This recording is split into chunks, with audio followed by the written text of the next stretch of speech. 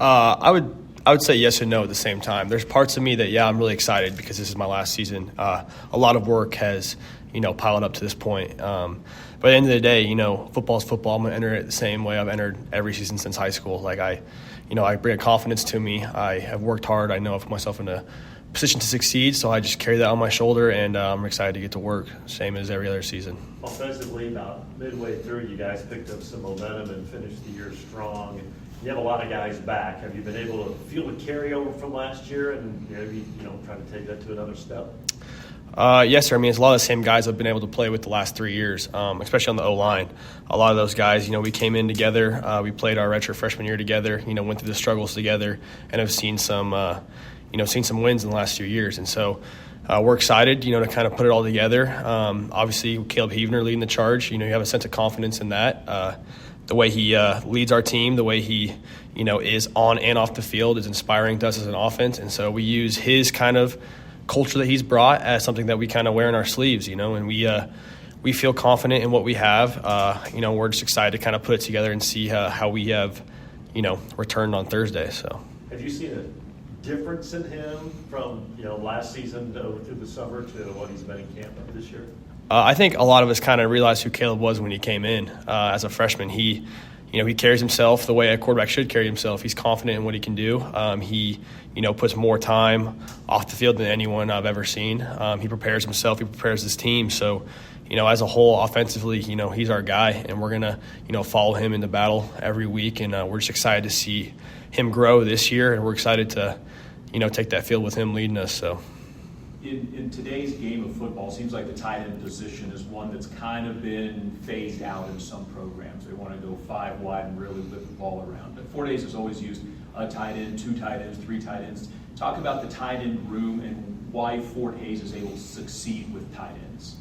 Well, I think the best part about playing tight end is there's no blueprint for it, right? You got some guys that are your 6'7", down blockers. You got some guys who are your 6-foot fullbacks, and you got some guys everything in between that can catch the ball and also block. My experience at tight end here has been great. I wouldn't want to play any other position. I love the fact that I get to be a contributor in the run game, and I also get to catch the ball when it's needed. I'm comfortable making the big catch. I'm also comfortable, helping on our O-line. So I like to contribute in any way possible. I think that, our offense really does utilize the tight end, and I'm honestly honored to be in that position. And I think our room in general is deep this year. We got a lot of guys that are going to see the field, rotate, and we're going to play a lot. And, if we have a good tight end, I think our offense can really flow through that tight end position as well as our other weapons on offense. What do you teach the younger guys at your position? Maybe on and off the field a little bit. Like, what's your responsibility to teach them? Well, there's a lot of pride, I think, in the tight end room on this team. We carry ourselves just as high as the quarterbacks, right? Like, we think we need to know everything that's going on. We got to know the protections. We got to know the run game. We got to know the routes. We got to know the pass game. So it's really important that, we're studying our playbooks. We know that we're studying in the classroom. A lot of the guys in our room are really smart guys on and off the field. I think that definitely correlates to how you play tight end as well. A lot of it is just kind of like, buying into the system, right? Like, we got a lot of guys who want to catch the ball, but they know in order to play they got to block, and vice versa. A lot of guys who like to put their head down and make that big block, but they also got to catch the ball out and make the big play. So I think that something that's been passed on to me from players like Hunter Budke and great tight ends that have been on this team is just having pride in what we do and being willing to contribute in any way possible, whether that is in the run game or in the pass game. Angelo had a really good defense with the tops of the country last year. What are the challenges in this one Thursday night for you guys offensively? A lot of respect to Angelo's team. In the last 2 years, getting to kind of watch them from a distance, there's a lot of culture in that team. Their coach does a really good job, and you can see it in the way they play. They play hard. They have really good fundamentals. We know that we're going to get their best on Thursday, but they're going to get our best. And so, it comes down to whoever shows up on Thursday night. But like I said, a lot of respect for them and what they do. They're going to have good players out there, but we're going to have good players as well. So we have faith in, do our jobs, and the rest will kind of fill in the way it's supposed to. But honestly, the most important thing is looking inward and making sure that we execute the way we know how to do. And like I said, be prepared to get their best. There was a lot of talk about them making the playoffs over you despite the win and their same records and everything. Is that a thing with this team, or is it kind of, as you said, you're focused on what you guys need to do? It's a new year. I think that a lot of our talk has not really been on the 2024 team. It's been on the 2025 team. We're excited of what we've been able to do during camp. We look at Angelo as a respectable opponent in a really big week 1 game, but honestly, this year we're really just focusing on what we can do as a team.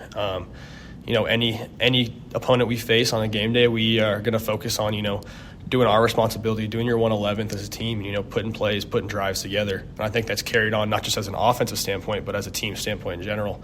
So, it just happens to be Angelo week 1, a really good opponent, but, we're focused on ourselves. For those of us that don't get to run out on the field at night at Lewis Field Stadium, explain what that is like. It's a big deal. We're not, in the SEC, but this community really supports us. We have a really good turnout every week, and when you're out there, you're not just really playing for yourself. You're kind of playing for a community. You're playing for a school that has a lot of pride.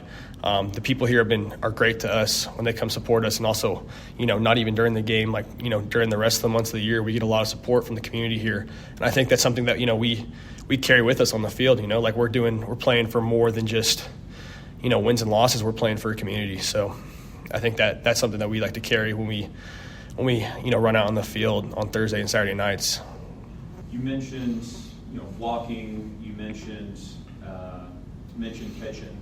2022, 2 carries. 2023, 3 carries. 2024, 2 carries. Are you lobbying at all to try to get a few more carries in 2025? Is that a thing, or you mean running the ball? Yeah, running the ball. If that's what we need to do that week, I'll be willing to do it. I'm open, like I said, to help the team in any way possible. And if that involves me, running a lot, we might have some other issues. But I'm confident in what I can do. And if I need to run the ball, I'll run the ball.